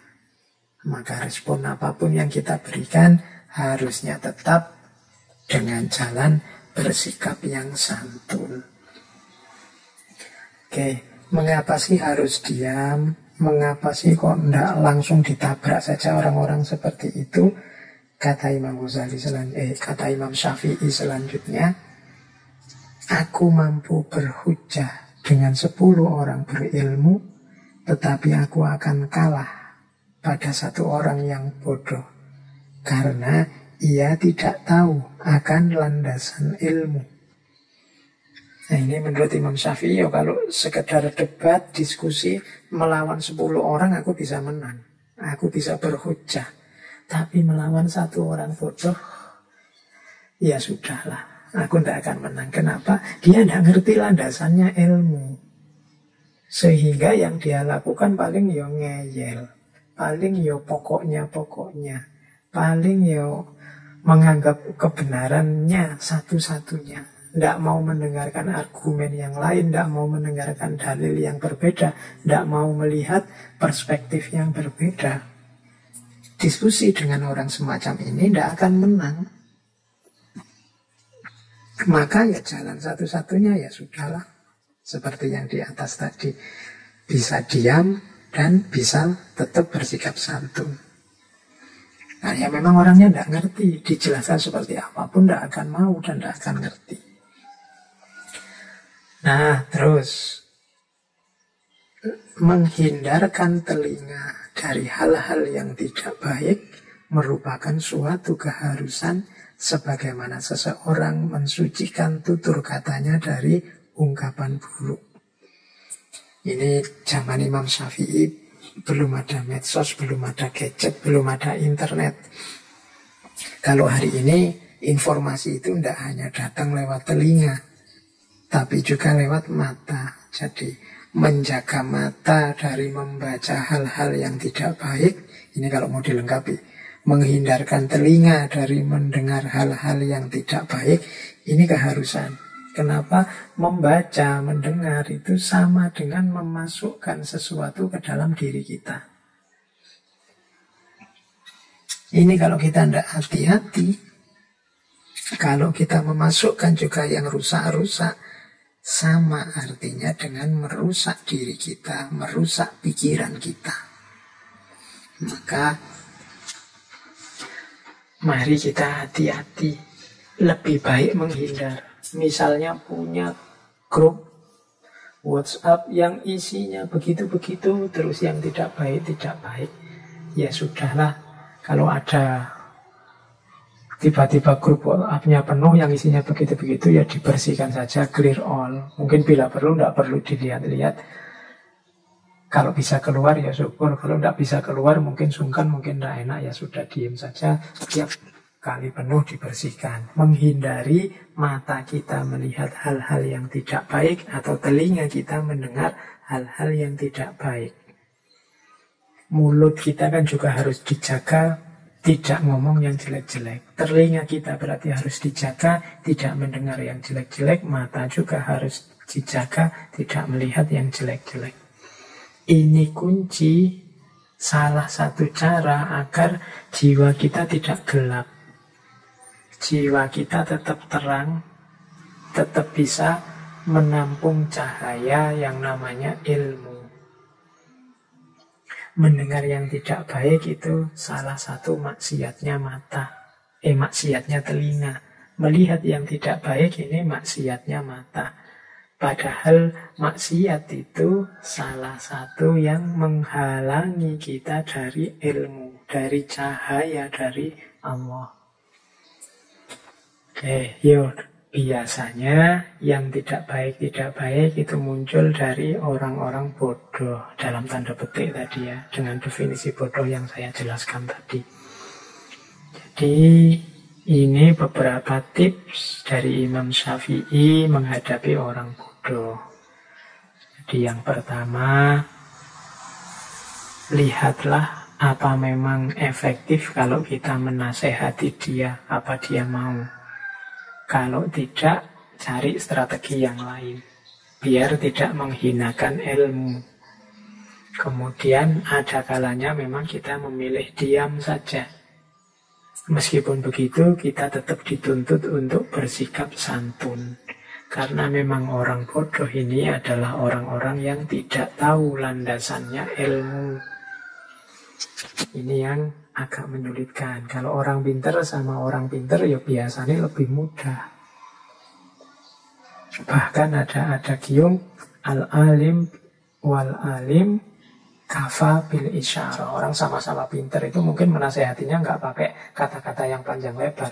Dengan isyarat-isyarat saja sudah masuk nasihatnya. Oke, baik. Kita lanjutkan lagi hikmah-hikmah dari Imam Syafi'i. Semoga masih belum ngantuk, semoga masih belum capek. Ya kalau ngantuk dan capek ya bisa ditinggal tidur saja besok dan kapan-kapan dilanjutkan lagi. Tidak boleh dipaksa. Syukur-syukur kalau malam-malam ada waktu habis tahajud apa sebelum tahajud untuk nambah ilmu. Imam Ghazali itu terkenal sekali waktunya di malam hari itu dibagi 3. Imam Syafi'i, mohon maaf ya, saya mungkin sering kepleset Imam Ghazali karena bolak-balik ngaji tentang Imam Ghazali. Imam Syafi'i ini dikenal waktu malam-malam beliau dipecah jadi 3. Sepertiga yang pertama untuk menulis, ya kalau kita sebut saja untuk belajar. Sepertiga malam yang kedua untuk ibadah, sholat, ngaji, dan lain sebagainya. Dan sepertiga yang terakhir untuk istirahat, untuk tidur. Ini menurut saya memanfaatkan malam secara efektif. Boleh kita tiru. Jadi di setiap malam ada belajarnya, ada ibadahnya, ada istirahatnya. Yo ndak melekan belajar terus, mentang-mentang ilmu penting semalaman belajar terus. Yo ndak ibadah terus, entah mengejar karomah apa kok ibadah terus, ndak juga. Ya juga ndak tidur terus. Yo imbang, ada nulisnya, belajarnya, ada ibadah, sholat dan lain-lain, ada juga tidur. Inilah Islam. Islam itu seimbang. Jadi Islam itu tawazun, dunia ya, akhirat ya. Oke, kita lanjutkan. Pendapatnya Imam Syafi'i selanjutnya. Kalau tadi hubungan dengan manusia, sekarang hubungan dengan Allah. Kata Imam Syafi'i, engkau tak akan mampu menyenangkan semua orang. Karena itu cukup bagimu memperbaiki hubunganmu dengan Allah. Dan jangan terlalu peduli dengan penilaian manusia. Di antara yang sering menghalangi kita, yang sering menghambat kita saat melakukan yang baik dan yang benar adalah penilaian manusia. Loh, memperhatikan penilaian manusia boleh, tapi dia tidak boleh sebagai variabel yang dipentingkan melebihi yang lain, melebihi ridho Allah, melebihi kebenaran dan kebaikan itu sendiri. Kalau dalam bahasa nilai, pandangan manusia ini posisikan di level tersier. Kalau bahasa usul fikih mungkin ini levelnya tahsiniyat. Ada ndak apa-apa, ndak ada juga ndak masalah, jangan tergantung itu. Mungkin makomnya hanya makom kepantasan saja. Kalau kita melakukan yang baik dan yang benar, kok dipuji orang, kok orang menilainya juga baik, alhamdulillah. Tapi seandainya tidak dipuji sekalipun, bahkan dibenci, diiri orang, ya biar saja. Yang kita fokusi satu-satunya adalah ridhonya Allah, hubungan kita dengan Allah. Katanya Imam Syafi'i, engkau tidak akan mampu menyenangkan semua orang. Sebaik apapun, seluruh sebenar apapun yang kita lakukan, kita sampaikan, akan selalu ada orang yang tidak senang. Siapa yang punya channelnya YouTube, kalian merasa, ini loh yang saya sampaikan ini baik loh. Kok masih ada yang jempol ke bawah ya? Kok masih ada yang tidak suka ya? Loh ya itu manusia memang. Tidak mungkin orang sepakat semua, senang semua. Ya seleranya beda-beda. Jadi ya termasuk ngaji ini kan ya ada yang suka, ada yang tidak suka, ya itu manusia. Isinya mungkin ada yang menganggap penting, ada yang menganggap ala kayak gitu aja. Itulah manusia. Alhamdulillah kalau dapat bonus penilaian manusia yang baik. Tapi kalau tidak masalah. Yang harus kita permasalahkan adalah hubungan kita dengan Allah. Apakah Allah ridho dengan yang saya lakukan ini? Kira-kira Allah berkenan tidak kalau saya ngaji seperti ini? Itu yang pertama-tama itu. Jadi kita bangun hubungan kita dengan Allah pertama-tama dengan cara jangan memposisikan penilaian manusia sebagai yang nomor satu. Terus jadikan akhirat di hatimu dunia di tanganmu dan kematian di pelupuk matamu. Oh, ini orientasi hidup yang menurut saya ideal. Hati kita isinya akhirat. Akhirat itu hati itu kan sesuatu yang vital. Disitulah orientasi hidup kita bermula. Ala inna fil jasadi mudghah, itu kan kemarin kita kaji. Itu dalam tubuh itu ada satu gumpal daging yang kalau dia baik, baik seluruhnya. Nah, itu kan hati. Ini kalau hati ini isinya akhirat, ya berarti orientasinya ke atas, orientasinya vertikal, pada yang ketuhanan, yang ilahi. Karena di sanalah letaknya hidup yang sejati. Maka sarannya Imam Syafi'i, akhirat letakkan di hatimu. Yang kedua apa? Dunia letakkan di tanganmu. Ya, kita butuh hal-hal duniawi untuk menjalani hidup di dunia ini. Harta dan lain sebagainya cukup letakkan di tangan, jangan taruh di hati. Diletakkan di tangan itu ya kalau hilang ya tidak masalah, nyari lagi. Kalau dicari, kalau diletakkan di hati, hilang itu mata hati kita. Stres, depresi kita, itu kalau diletakkan di hati. Maka dunia letakkanlah di tangan saja. Untuk mendukung usaha kita meletakkan akhirat di hati dan dunia di tangan, kematian taruh di pelupuk mata kita. Oh, ini kafa bil mauti wa idon, cukup kematian sebagai nasihat. Kalau pelupuk mata kita senantiasa membayangkan kematian, bahwa kita ini di dunia ini waktu kita terbatas, maka insya Allah hidup kita tertib, teratur, sadar tentang yang sejati, sadar tentang kehadiran Allah dalam hidup ini. Jadi letakkan kematian di pelupuk mata. Ini nama lain dari ingat-ingat selalu akhir hidup kita tidak lama lagi. Ingat-ingat selalu bahwa semua orang, tidak hanya yang tua, yang muda juga, yang kecil juga, kalau sudah saatnya akan bertemu dengan kematian. Ini akan membuat hidup kita lebih tertib, lebih serius, mendekat kepada Allah, dan lebih fokus pada hidup akhirat daripada hidup dunia. Ini nasihat yang kedua tentang hubungan dengan Allah. Terus jangan mencintai orang yang tidak mencintai Allah. Kalau dia berani meninggalkan Allah, apalagi meninggalkan engkau. Wah, ini kalimatnya agak romantis. Jangan mencintai orang yang tidak mencintai Allah. Kalau dia berani meninggalkan Allah, apalagi meninggalkan kamu. Carilah teman yang membantu kita semakin dekat dengan Allah. Kita ajarkan anak, istri, suami, keluarga untuk mau bersama-sama kita mendekat kepada Allah. Kita jadikan harta kita kendaraan untuk mendekat kepada Allah. Kita jadikan apapun fasilitas yang diberikan oleh Allah dalam hidup ini sebagai sarana untuk lebih dekat dengan Allah. Caranya seperti itu.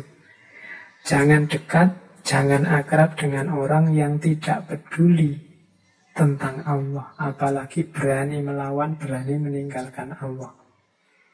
Kalau Allah saja berani dia lawan, berani dia tinggalkan, apalagi kamu, apalagi engkau. Nah, ini putri-putri yang mau menikah, cowok-cowok yang sudah punya pasangan, coba dicek pasanganmu orang yang berani meninggalkan Allah atau tidak. Kalau dia berani, ya dinasehati biar tidak berani. Diberi wawasan-wawasan tentang Allah dalam hidupnya, tentang kehadirannya dalam hidupnya, tentang kekuasaannya dalam hidupnya, sehingga dia tidak berani lagi meninggalkan Allah. Tapi kalau dia masih saja berani meninggalkan Allah, cari jalan biar dia tidak berani. Oke, karena Allah saja setelah dia tahu bagaimana posisi, bagaimana peran, bagaimana kekuasaannya, setelah dia tahu ini kok masih meninggalkan, masih melawan, harus kalian hati-hati, apalagi hanya meninggalkan kalian, apalagi hanya mengecewakan kalian. Jadi jangan mencintai orang yang tidak mencintai Allah. Kalau dia berani meninggalkan Allah, apalagi meninggalkan kamu. Terus ini, jika semua orang menjauh ketika engkau mendapat kesulitan, maka ketahuilah Allah ingin membuatmu kuat dan Ia akan menjadi penolongmu. Kesulitan apapun yang kita hadapi, kalau menurut nasihatnya Imam Syafi'i ini, mari kita baca sebagai keinginan Allah untuk membuat kita kuat. Hari ini masih dalam situasi pandemi. Mari kita baca pandemi ini keinginan Allah membuat kita lebih kuat. Kita disuruh lebih kuat menjaga imunitas tubuh. Kita disuruh lebih kuat dalam menjaga kebersihan. Kita disuruh lebih kuat dalam menahan diri tidak banyak keluar rumah. Jadi apapun ujian, apapun kesulitan itu sebenarnya Allah ingin membuat kita lulus jadi orang yang lebih kuat karena berhasil menaklukkan kesulitan itu. Dan jangan lupa, Allah juga nanti yang akan menjadi penolong kita. Oke, jadi ini hubungan yang harus kita bangun dengan baik dengan Allah. Musibah yang membuatmu mendekat kepada Allah itu lebih baik daripada kenikmatan yang membuatmu jauh darinya.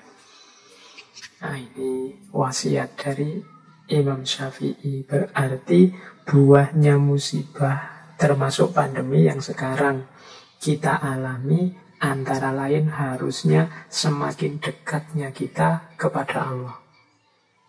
Ayo mari kita muhasabah. Kalau ada waktu coba kita introspeksi diri.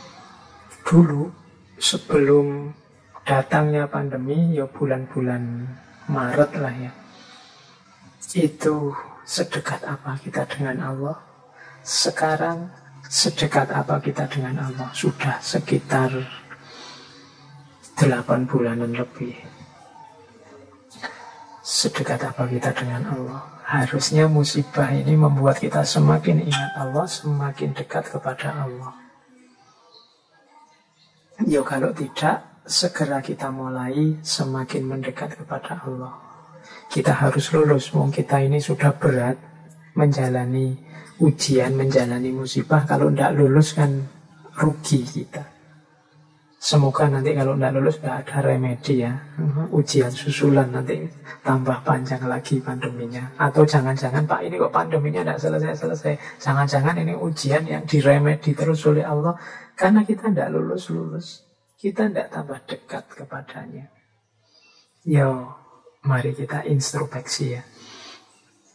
Karena seperti dawuhnya Imam Syafi'i ini, musibah yang membuat lebih dekat kepada Allah itu lebih baik daripada kita tidak diberi musibah, hidup lancar, enak terus, tapi jauh dari Allah. Lebih tragis lagi, musibah yang membuat jauh dari Allah. Ini lebih tragis karena di dunianya sudah susah, mungkin di akhiratnya juga susahnya double. Oke, mari kita bangun hubungan yang baik dengan Allah. Nah, kita masuk ke tema yang lain. Tema hubungan dengan manusia sudah, tema hubungan dengan Allah sudah. Sekarang tema rezeki. Ini salah satu hal yang sering membuat kita galau. Sebagaimana Tuhanmu telah mencukupkan rezekimu di hari kemarin, maka jangan khawatirkan rezekimu untuk esok hari. Ini kan sering membuat kita gelisah, apalagi teman-teman mahasiswa. Besok mau jadi apa? Besok mau kerja apa? Besok bisa makan apa tidak? Bisa bayar kuliah atau tidak? Dan seterusnya. Loh, kalau kalian kemarin-kemarin bisa survive, kalian kan kemarin juga masih belum punya pekerjaan. Kalian kemarin juga masih bergantung sama orang tua. Kalian masih belum mandiri juga kemarin. Tapi toh Allah menghadirkan rezekimu dengan jalan yang ada, mungkin lewat orang tua, lewat beasiswa, lewat tetangga. Itu kan rezeki dari Allah. Kalau Allah kemarin mencukupkan rezekimu, besok juga begitu. Maka tidak perlu khawatir, tidak perlu nabrak-nabrak aturan, tidak perlu menerjang yang salah, yang keliru hanya demi rezeki. Rezeki sudah ada yang ngatur. Ini kalau diceramahkan mudah, tapi kalau dipraktekkan kelihatannya sulit. Orang selalu saja galau, selalu saja gelisah dengan rezeki. Kalau engkau tidak punya pekerjaan gelisah, itu menurut saya manusiawi, karena manusia itu diantara fitrahnya adalah kerja. Punya aktivitas, punya penghasilan. Tapi urusan hasil, urusan rezeki jangan dikhawatirkan. Itu urusannya Allah. Sebagaimana dawuhnya Imam Malik minggu lalu yang kita kutip, bahwa lakukan saja sesuai bidangmu sebaik mungkin, sesuai yang harus kamu lakukan, tugas-tugasmu sebaik mungkin. Urusan rezeki kembalikan lagi pada Allah, karena Allah yang mengatur, Allah yang mencukupkan. Ini sama maksudnya dengan kata-kata dari Imam Syafi'i ini. Itu saya bawa sebuah syair yang terkenal sekali. Ini nasihat agar kita tidak mencampur uang yang haram dengan yang halal. Ia kumpulkan yang haram dengan yang halal supaya menjadi banyak. Yang haram pun masuk ke dalam yang halal, lalu ia merusaknya. Oke, ini ada cerita di balik syair ini. Jadi satu ketika ada seseorang yang menghadap ke Imam Syafi'i. Orang ini mengeluhkan rizkinya tidak cukup. 1 bulan dia mendapat gaji 500 dirham. Tapi gaji sebesar ini rasanya sudah besar. Kok masih susah memenuhi kebutuhan sehari-hari dalam 1 bulan. Orang ini mengadu pada Imam Syafi'i. Nah, nasihatnya Imam Syafi'i agak aneh. Katanya Imam Syafi'i, oke, bulan depan kamu mintalah gajimu diturunkan menjadi 400 dirham saja. Nah, ini aneh ya, orang merasa kekurangan kok gajinya tidak cukup malah diminta turun. Tapi karena yang meminta seorang ulama besar yang dekat dengan Allah, ya dituruti. Minta penurunan gaji. Bulan depan gajinya jadi 400 dirham. Tapi tetap 400 dirham pun dia masih kesulitan, masih kekurangan. Menghadap lagi pada Imam Syafi'i. Terus katanya Imam Syafi'i, wah ini ada yang salah. Coba kamu minta turun lagi 300 dirham untuk bulan depan. Ini orang ini semakin heran, loh kok tambah turun. 500 rasanya kurang, 400 masih kurang, sekarang disuruh 300. Tidak apa-apalah, yang menyuruh beliau insya Allah ada hikmahnya, ada rahasianya. Diikuti. Minta diturunkan 300 dirham. 300. Nah, setelah 300 gajinya, rasanya kok malah tenang. Rasanya tidak banyak lagi kebutuhan macam-macam. Rasanya kok cukup dibuat apa saja dalam 1 bulan. Alhamdulillah. Padahal kemarin 500 rasanya tidak cukup, 400 rasanya tidak cukup, 300 kok rasanya malah cukup. Kembalilah dia menghadap pada Imam Syafi'i. Kok bisa sekarang saya merasa cukup gaji saya, meskipun jatuhnya hanya 300. Nah, Imam Syafi'i terus memberitahu, wahai saudaraku, sebenarnya pekerjaan yang engkau lakukan itu memang layaknya gajinya hanya 300. Sehingga sisa yang 200 ini sifatnya kelebihan. Dan ini yang kecampur dalam gajimu yang halal. Sehingga membuatnya tidak barokah kalau dalam bahasa Islamnya. Karena tidak barokah, ya rasanya kurang terus. Rasanya ada saja kebutuhan-kebutuhan baru yang sehingga 500 ini tidak cukup. Tapi ketika engkau mengambil hakmu pas sesuai jatahmu, yaitu 300, sekarang hartamu sudah bersih, isinya halal semua, dan disitulah letaknya barokah. Nah ini urusan rezeki, berarti kita harus hati-hati. Yang halal dan yang haram ketika dia ngumpul, yang haram akan merusak yang halal. Ketika yang halal dirusak dengan hadirnya yang haram, harta kita jadi tidak barokah. Dan tidak ada hubungannya dengan jumlah, dengan kuantitas. Karena harta itu kan kuncinya pada rasa cukup yang ada dalam diri kita. Oke, jadi ya ini untuk bahan renungan kita semua. Semoga teman-teman yang mendengarkan ini hati-hati dalam pengelolaan rezeki. Jangan sampai harta yang kita pegang tidak barokah atau kecampur-campur sehingga tidak barokah. Baik teman-teman, masih ada beberapa quotes, beberapa nasihat berharga dari Imam Syafi'i. Beliau ini sebenarnya sangat banyak kitabnya, sangat banyak nasihat wasiat yang berharga. Ya, cuma sayangnya kita tidak mungkin mengangkat semuanya malam hari ini. Sering saya bilang ya ngaji ini hanya mancing saja. Semoga teman-teman tertarik untuk memperdalam lebih jauh. Oke, kita ambil beberapa ya. Katanya Imam Syafi'i, amal yang paling berat itu ada 3. Yaitu murah hati saat miskin, bersikap warok saat sendiri, dan mengucapkan kebenaran di hadapan orang yang ditakuti. Murah hati saat miskin ini berat, karena orang miskin itu biasanya mentalnya kurang, mentalnya masih butuh, masih ingin. Nah ini mentalnya mental menerima, bukan mental memberi. Maka kalau ada orang miskin yang bermental memberi, ini luar biasa. Orang miskin yang mentalnya murah hati, ini luar biasa. Yang kedua, bersikap warok saat sendiri. Bersikap warok itu bersikap menjaga diri, tidak sembarangan, menjaga kehormatannya. Ini biasanya ya orang warok itu di hadapan orang lain. Kalau ada orang lain, dia menjaga nama baiknya, menjaga kehormatannya. Kalau ada orang, meskipun dia sendirian, dia tidak akan melakukan sesuatu yang menjatuhkan harga dirinya, menjatuhkan kehormatannya.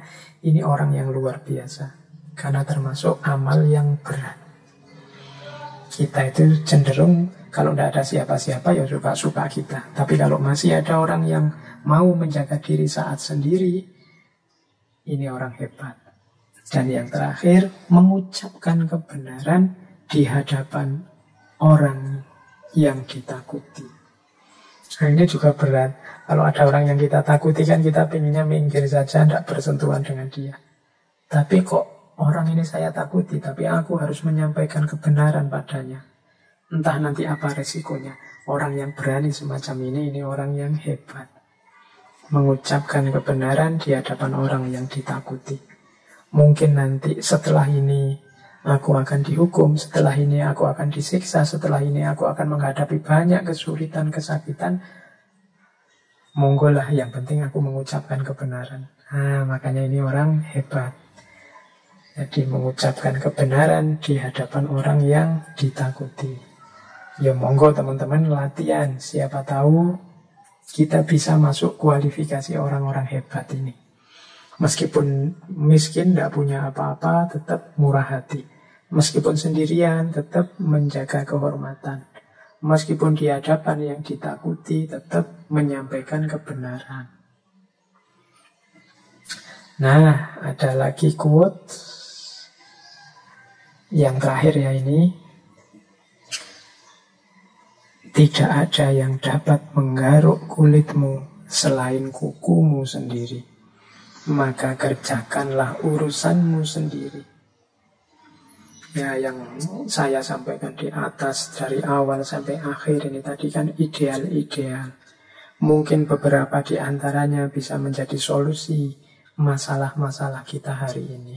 Tapi ideal, ya akan hanya menjadi ideal kalau kita tidak menjalankannya.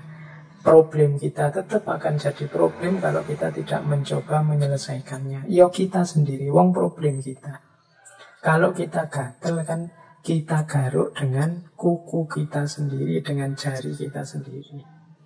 Maka ayo kita kerjakan urusan kita. Ayo kita kerjakan, kita selesaikan masalah kita. Kita sendiri, tidak usah nunggu orang lain. Kadang-kadang kita itu hal yang bisa kita selesaikan sendiri, kita lebih suka menunggu orang lain menyelesaikannya.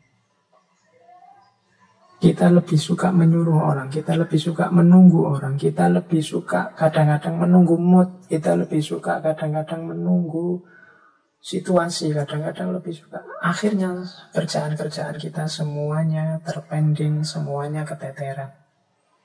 Nah, ini menurut saya quotes dari Imam Syafi'i ini bisa kita pakai. Tidak ada yang dapat menggaruk kulit kita selain kuku kita sendiri. Jangan menunggu digarukkan orang lain. Kalau orang lain yang menggaruk, mungkin gatalnya hilang, tapi karena dia tidak perhitungan jadinya lecet. Atau mungkin karena dia takut kita lecet, akhirnya gatalnya tidak hilang, cuma dilus-lus saja. Yo, yang paling ngerti masalah kita itu ya kita sendiri.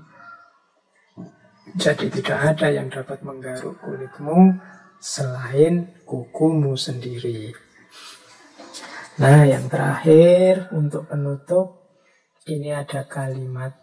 Kalimat ini tertulis di cincinnya Imam Syafi'i yang beliau pakai di jari kiri. Kalimatnya bunyinya ini. Kafa billahi fiqotan li Muhammad bin Idris. Artinya, cukuplah Allah sebagai pegangan. Cukuplah Allah sebagai sandaran yang dipercaya oleh Muhammad bin Idris.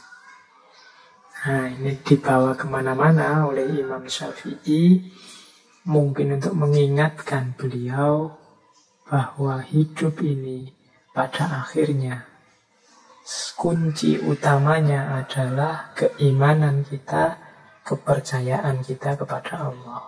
Cukup Allah saja, semua masalah akan selesai. Cukup Allah saja, hidup ini akan beres. Cukup Allah saja, apapun kesulitan, kegalauan dalam hidup kita tidak akan ada artinya. Kafa billahi sikotan li Muhammad bin Idris.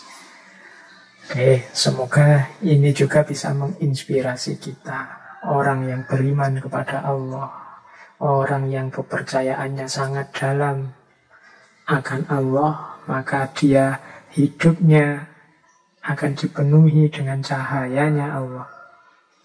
Dia hidup dengan penuh harapan, tapi sekaligus tidak sembrono karena dia juga punya khauf, punya rasa takut kepada Allah. Hidup yang tidak sembrono, tapi juga hidup yang tidak putus asa.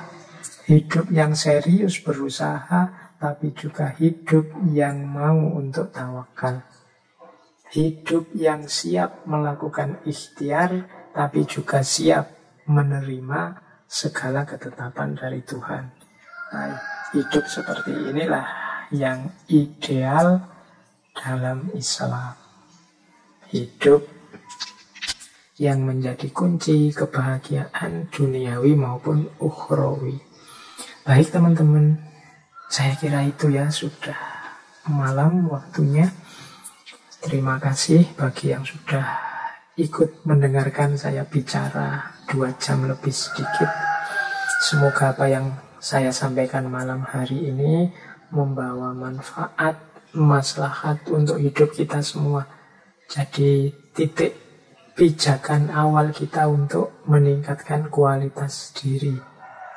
Silahkan teman-teman yang masih aktif, masih bersemangat untuk menambah wawasan tentang Imam Ghazali, Imam Syafi'i dengan segala gagasan-gagasan yang luar biasa, silahkan dijelajahi, dibaca-baca lagi kitab-kitab beliau yang hari ini banyak, bahkan yang tinggal di-download langsung juga banyak. Tergantung niat kita dan kemauan kita. Baik, saya akhiri sekian. Kurang lebihnya mohon maaf. Wallahul muwafiq. Wallahu a'lam bishawab. Wassalamualaikum warahmatullahi wabarakatuh.